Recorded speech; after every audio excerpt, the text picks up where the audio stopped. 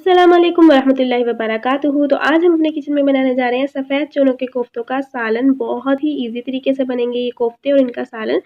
बस आपने वीडियो में मेरे साथ रहना है, साथ नहीं छोड़ना है। तो यहाँ पे मैंने लिए हैं 1 कप सफ़ेद चने, जिसको मैंने रात भर भिगो के रख दिया। चने अच्छे से फूल के डबल हो गए हैं, तो अब हम इनको अच्छे से पीस लेंगे। तो यहाँ पे मैंने चनों को अच्छे से पीस लिया है। चने पीसते हुए अगर दिक्कत हो रही हो तो आप 2-3 खाने के चम्मच पानी डाल सकते हैं, लेकिन ज़्यादा पानी मत ऐड कीजिएगा इनको पीसते हुए, वरना कोफ्ते आपके अच्छे नहीं बनेंगे। तो यहाँ पे हम इसके अंदर ऐड कर देंगे 1 चाय का चम्मच कुटा हुआ लहसुन और अदरक। आप यहाँ पे लहसुन अदरक का पेस्ट भी ऐड कर सकते हैं।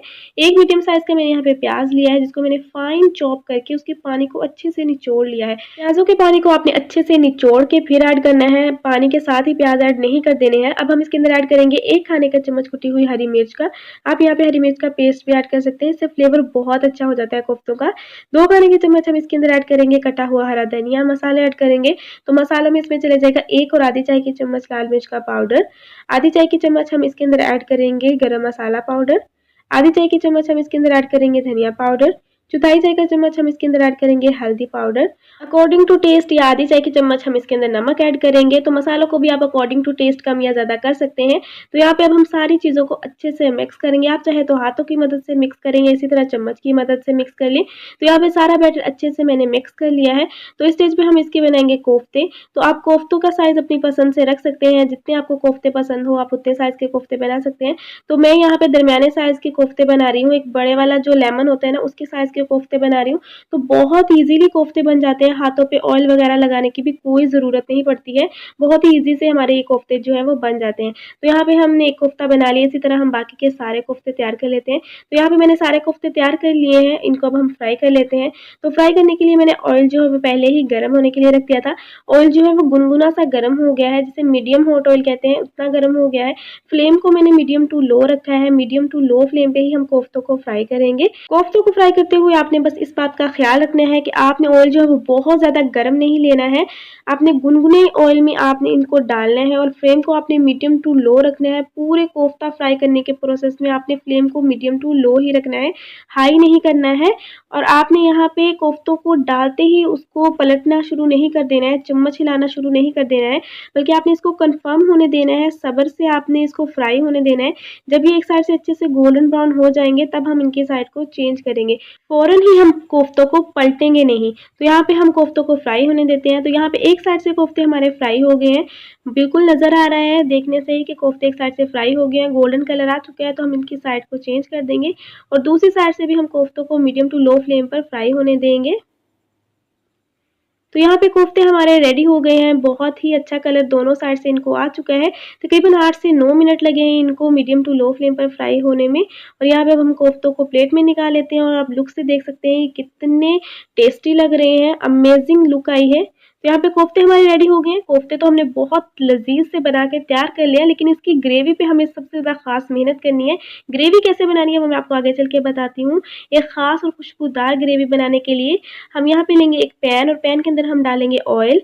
थोड़ा सा ऑयल डाला है मैंने, तकरीबन 4 से 5 खाने के चम्मच, और ऑयल मैंने वही लिया है जिसके अंदर मैंने कोफ्ते फ्राई किए हैं। इसके अंदर हम डालेंगे 2 रफली चॉप किए हुए प्याज, 1 इंच अदरक का टुकड़ा और 7 से 8 कलियां मैंने इसके अंदर लहसुन की ऐड की हैं। तो सारी चीज़ों को हम हल्का सा सौते कर लेंगे।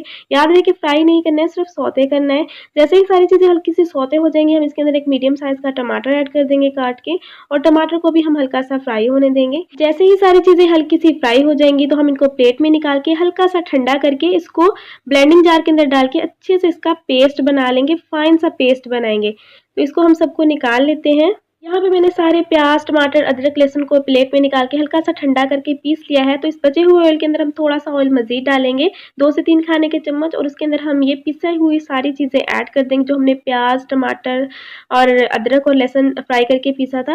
और इसको हम जस्ट मिक्स करेंगे, क्योंकि हमें इसको अलग से फ्राई करने की ज़रूरत नहीं है, हमने पहले ही सारी चीज़ों को फ्राई कर लिया था। तो जब आप इस तरह सारी चीज़ों को फ्राई करके मसाला बनाते हैं और फिर ग्रेवी तैयार करते हैं ना, तो उस ग्रेवी का अलग ही टेस्ट होता है। आप वाज़िया घर में इसको ट्राई ट्राई करके देख लीजिएगा कि जब आप कच्चे प्याज, टमाटर और हरी मिर्च का जब ग्रेवी बनाते हैं और इस तरह जब ग्रेवी बनाते हैं तो क्या फ़र्क होता है। तो यहाँ पे हम सारे मसाले ऐड कर देंगे इसमें। मसालों में इसमें चला जाएगा आधी चाय की चम्मच लाल मिर्च का पाउडर, आधी चाय की चम्मच गरम मसाला पाउडर, आधी चाय की चम्मच धनिया पाउडर, चौथाई चाय का चम्मच हल्दी पाउडर और अकॉर्डिंग टू टेस्ट हम इसमें नमक ऐड कर देंगे। तो मसालों को आप यहाँ पे चेक करके अपने टेस्ट के अकॉर्डिंग कम या ज़्यादा कर सकते हैं। तो ये टोटली आपकी चॉइस पे डिपेंड करता है। तो यहाँ पे मैं थोड़ा-सा पानी ऐड कर रही हूँ, उसी कटोरी के अंदर मैंने पानी फेर लिया है, जिस कटोरी के अंदर मसाला था, ताकि हमारा मसाला जो है वो ज़ाया ना जाए। तो यहाँ पे हम मसाले को 2 से 3 मिनट के लिए भून लेंगे। तो यहाँ पे मैंने मसाले को 2 से 3 मिनट के लिए भून लिया है, ऑयल इसकी सरफेस पे आ चुका है, मसाला हमारा बहुत अच्छे से भुन गया है। तो इस स्टेज पे हम इसके अंदर ऐड कर देंगे कोफ्ते, जो हमने चने के कोफ्ते तैयार करके रखे हुए थे, तो वो हम कोफ्ते इसके अंदर ऐड कर देंगे। तो यहाँ पे कोफ्ते ऐड करने के बाद हम कोफ्तों को अच्छे से मिक्स करेंगे और चूँकि ये चने के कोफ्ते हैं तो ये बहुत ज़्यादा हार्ड बने हैं, मैं आपको बता रही हूँ। तो इसके टूटने का कोई डर नहीं है कि हम इसको चम्मच हिलाएँगे तो ये टूट जाएँगे, क्योंकि ये बहुत हार्ड बने हैं। तो इसके अंदर अब हम ग्रेवी के लिए पानी ऐड करेंगे और कोफ्तों को भी हमें गलाना है, सॉफ्ट करना है। तो उसके लिए मैंने इसके अंदर 1.5 गिलास पानी ऐड किया है और पानी ऐड करने के बाद हम अच्छे से इसको मिक्स करेंगे। और पानी मैंने इसलिए खुला ऐड किया है क्योंकि कोफ्तों ने भी पानी अपने अंदर जज़ब करना है अच्छे से, तो इसलिए मैंने इसके अंदर पानी जो है थोड़ा-सा ज़्यादा ऐड किया है। कवर कर देंगे और इसे हम 7 से 8 मिनट के लिए मीडियम फ्लेम पर पकने देते हैं। 7 से 8 मिनट हो चुके हैं यहाँ पे कोफ्तों को पकते हुए और हमारे मज़ेदार से कोफ्ते ऑलमोस्ट रेडी हो गए हैं। तो यहाँ पे अब हम इसको चेक कर लेते हैं। कोफ्ते भी सॉफ्ट हो गए हैं और उन्होंने काफ़ी हद तक पानी जो है वो अपने अंदर जज़ब कर लिया है। तो यहाँ पे हम इसको एक दफ़ा मिक्स करेंगे और फ्लेम को हम ऑफ कर देंगे। हरा धनिया ऐड करेंगे कटा हुआ और आप देख सकते हैं लुक में ये कितने टेस्टी लग रहे हैं। फ्लेवर में ये इससे भी कई गुना ज़्यादा मज़े के थे। तो यहाँ पे तैयार है मज़ेदार से सफ़ेद चनों के कोफ्ते। आप लोग इसको मस्ट ट्राई कीजिएगा। मैंने बहुत तेज़ी के साथ फटाफट से आपको रेसिपी बताने की कोशिश की है ताकि आपका टाइम जो है वेस्ट ना हो, आप बोर ना हो जाएँ।